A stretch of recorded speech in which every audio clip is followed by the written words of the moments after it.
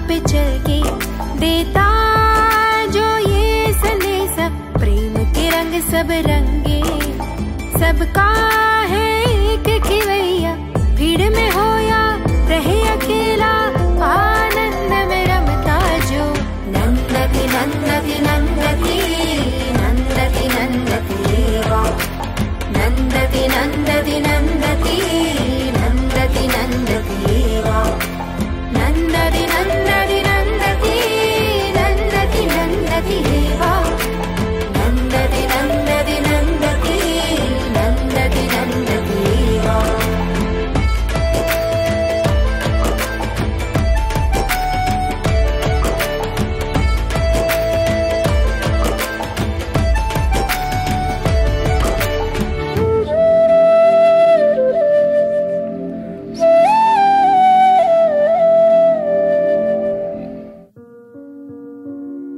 सब साधु संत एक स्वर से यही कहते हैं, भजन करो, सुमिरन करो, बस इसी में जीवन की सार्थकता है। तो भजन यानी क्या? कुछ मंत्रों पदों को कंठस्थ करके रोज उनका उच्चारण करना, गिन गिन कर माला जपना, दान व्रत आदि करना, ये सब भी किसी हद तक ठीक है, लेकिन भजन में माखन होना जरूरी है। मन दूध है, अहंकार घी और चित्त माखन। चित्त रूपी माखन को घी बनने से पहले ही जो चुरा ले, वो कृष्ण, वो परमात्मा। हम तुम रो सुमिरन करें, तुम हम चित बौनाएं, सुमिरन मन की प्रीति है, सो मन तुम ही मांगे। भजन यानी उस प्यारे प्रियतम प्रभु को भजना, स्मरण करना, उससे अपने प्यारे की तरह अपनी सब बातें करो।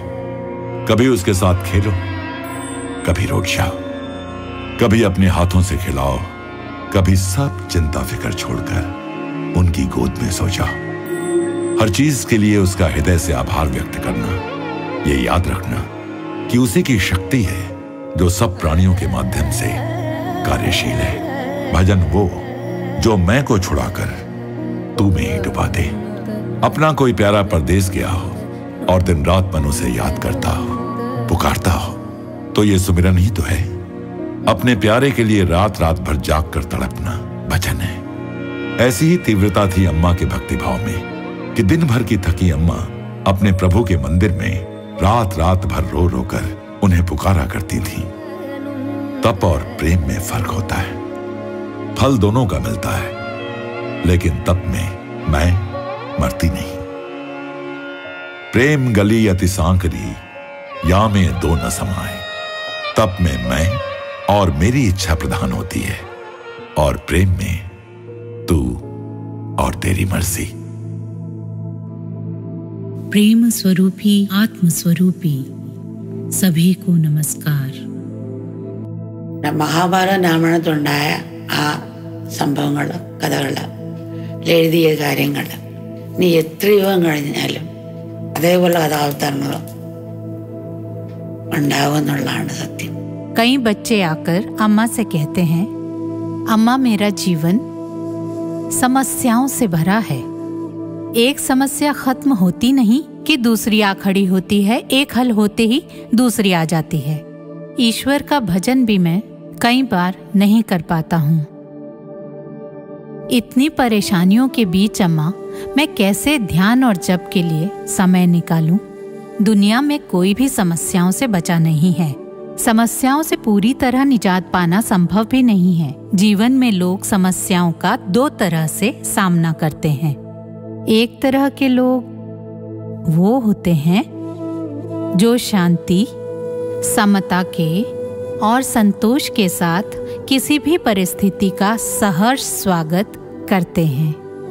दूसरी तरह के लोग वो जो इच्छाओं के कारण दुखी होकर हमेशा असंतृप्त जीवन जीते हैं. ये दूसरी तरह के लोग जीवन की हर घटना को समस्या बना लेते हैं. समचित्तता और समता के साथ समस्याओं का सामना करने वाले कैसे होते हैं? अम्मा को एक कहानी याद आती है. एक राज्य में एक राजा था. राजा धर्मनिष्ठ था, दयालु था. वो चाहता था कि उसकी प्रजा का जीवन सुखी और समृद्ध हो. तो उसने अपने आदमियों को गांव में भेजा ताकि वे लोगों की जरूरतों को समझें, उनकी मदद करें. उसके सदाचार और करुणा के चलते राज्य फलने फूलने लगा. सब प्रसन्न थे. जहां जहां राजा जाता प्रजा उसकी प्रशंसा करती और कहती, देखो हमारा राजा कितना अच्छा है. क्योंकि राज्य में कहीं भी दरिद्रता का नामो निशान था ही नहीं. जबकि दूसरे राज्यों के राजा अपनी प्रजा पर भारी कर लगाकर उन्हें परेशान कर रहे थे. उन देशों के लोग इस नेक राजा का उदाहरण दिया करते थे. दूसरे राजाओं को ये भाता न था. दूसरे राजा अपने लोगों के मुंह से उसकी प्रशंसा सुनकर हतोत्साहित हो जाते थे और उस राजा के चाहने वालों प्रशंसकों को कष्ट देने लगे और मौत के घाट भी उतार देते. लेकिन इस तरह से तो कोई बचेगा ही नहीं, ये तो कोई उपाय नहीं. उन्होंने सोचा मंत्रियों को अपनी मुट्ठी में कर लें और काफी हद तक उन्होंने कर भी लिया. उन्होंने मंत्रियों को रिश्वत देकर उनसे सांठ-गांठ कर ली और उनके देश में घुसकर धावा बोल दिया और इस तरह युद्ध जीत लिया. जीत के बाद फिर उस धर्मिष्ठ राजा को जेल में डाल दिया. उसकी हंसी उड़ाकर वे पूछते, अब कैसे हो? राजा ने कहा, आपने मुझे मुजरिमों के साथ रहने की अनुमति दी, काफी है. वो ये पता लगवाने की कोशिश करते कि जेल में राजा अब कैसे रहता है, तो पाया कि वो खुशी खुशी घुल मिलकर रह रहा है. कैदी बीमार हो तो उन्हें ठांडस बंधाता, राजा जैसा व्यवहार नहीं किया. वो उन्हें हंसाता रहता और उसका अपना मुख कमल भी हमेशा खिला खिला रहता था. दूसरे राजाओं की समझ में नहीं आता था कि इतनी यातना के बावजूद ये खुश कैसे रहता है. उसके मुख पर कभी दुख दिखाई नहीं देता. वे सब आपस में ऐसी चर्चा करते. फिर आक्रांताओं ने राजा से एक दिन ये पूछ ही डाला, इतनी यातनाओं के बाद भी आप इतने शांत और प्रफुल्लित रहते हैं, ये कैसे संभव है? मुस्कुराकर राजा ने जवाब दिया, आप मुझे सिर्फ यातना दे सकते हैं और मुझे केवल जेल में कैद कर सकते हैं. आपको इसी का अधिकार है. लेकिन मैं दुखी रहूं या सुखी रहूं, ये मेरा निर्णय है. मेरी अनुमति के बिना कोई भी मुझे दुखी नहीं कर सकता. ये था राजा का जवाब. टेंशन से कोई मुक्त नहीं है क्योंकि हमने शास्त्रों का अध्ययन नहीं किया. कोई ड्राइविंग सीखकर गाड़ी चलाए तो 98% चांसेस हैं कि वो घर पहुंच जाएगा. बिना ड्राइविंग सीखे हॉस्पिटल पहुंचेगा. हमें शास्त्रों का, आध्यात्मिक ग्रंथों का भागवतम और सबसे महत्वपूर्ण गीता का मौलिक ज्ञान तो होना ही चाहिए। महाभारत और रामायण में दर्शाया है कैसे परिस्थितियों का सामना किया उन्होंने। महाभारत और रामायण जैसे पात्र और कथाएं हमें आज और भावी युगों में भी देखने को मिलेंगे। ये परम सत्य है। जहां देखो यही सब हमें दिखाई दे रहा है, वही सब लोगों के स्वभाव में प्रतिबिंबित हो रहा है। उनका सामना करने का तरीका वहां बताया गया है, कैसे उनका सामना करना, उनसे ऊपर उठकर कैसे समचित्तता के साथ आगे बढ़ना। चाहे हम कितना भी पढ़ लें, व्यावहारिक ज्ञान किसी से सीखना पड़ता है। जैसे पीएचडी का छात्र भी प्रोफेसरों से मार्गदर्शन लेता है। अनुभव गुरु है। गुरु वे हैं जिन्हें अनुभूति हुई है। चाहे 1000 लोग कहें कि उन्होंने हत्या नहीं देखी और एक ही व्यक्ति साक्षी है, तो कोर्ट उस साक्षी को प्रमाण मानेगी। ऋषियों के साक्षित्व का अनुभव उन ग्रंथों में है।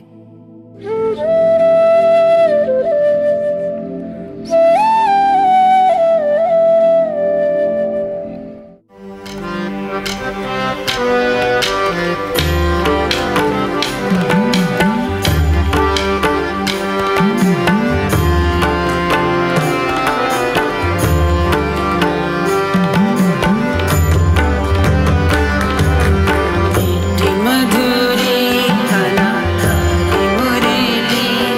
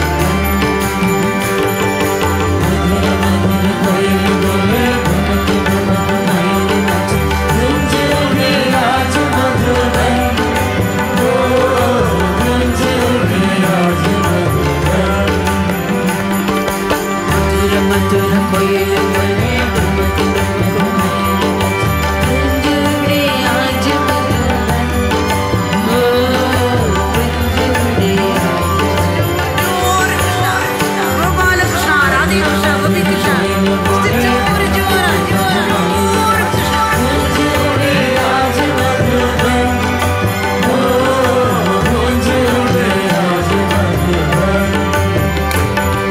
मधुर मधुर कोयल बोले गुंजुड़े आज मधुबन ओ गुंजुड़े आज मधुबन मधुर मधुर कोयल बोले गुंजुड़े आज मधुबन ओ गुंजुड़े आज मधुबन ओ गुंजुड़े आज मधुबन ओ गुंजुड़े आज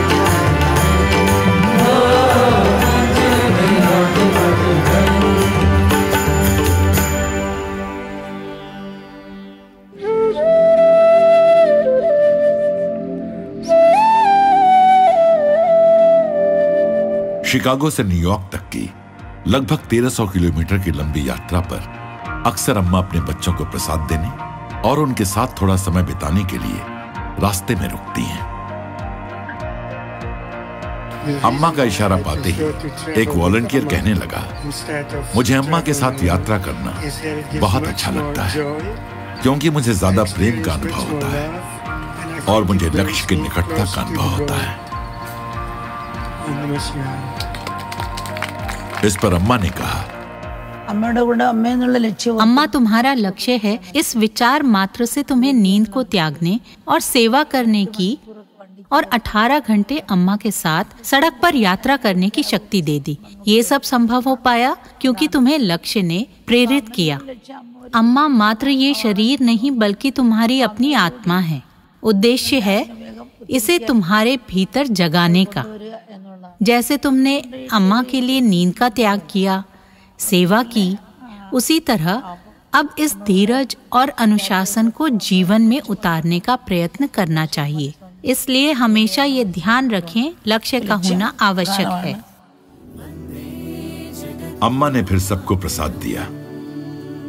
बाहर से आने वाले लोगों के लिए न्यूयॉर्क की उत्तेजना भरी भागती दौड़ती जिंदगी कठिन सिद्ध हो सकती है, लेकिन अम्मा के आते ही इस शहर में मानो सब कुछ बदल सा जाता है। हर कोई महानगर वाली अपनी तेज रफ्तार वाली जिंदगी को भुलाकर अम्मा के गहन आध्यात्मिक सानिध्य में गहरे चला जाता है।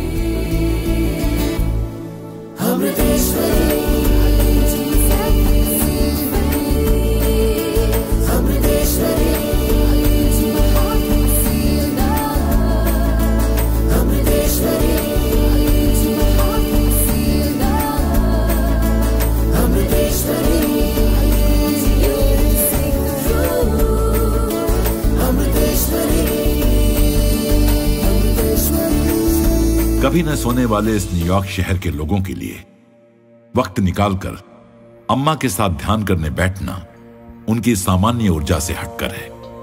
वे अम्मा के बरसाए अमृत को पीकर चिर प्रतीक्षित सुख को प्राप्त करते हैं।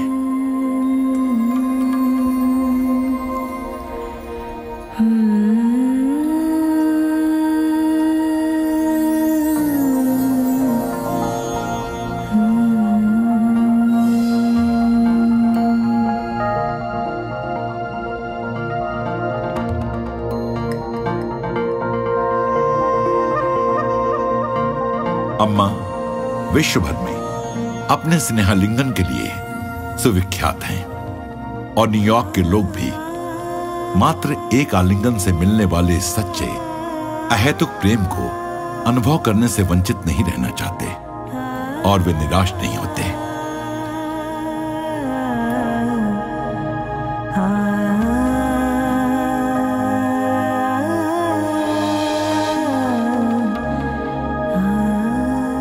अम्मा से मिलने के बाद मेरे जीवन में एक क्रियात्मक पक्ष जुड़ गया, क्योंकि वो मेरे लिए अध्यात्म का एक आदर्श उदाहरण प्रस्तुत कर, तो वो मुझे ही नहीं सभी को व्यवहारिक कार्यों के लिए भी प्रेरित करती हैं, ताकि संतुलन बना रहे।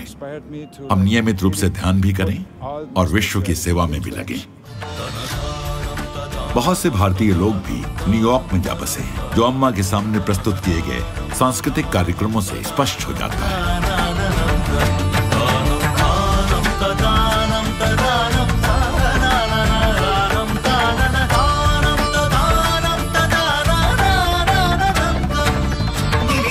न्यूयॉर्क के भक्तों के पास अम्मा के सानिध्य में बिताने, उनके प्रेमामृत का आनंद लेने के लिए अभी एक और दिन बाकी है।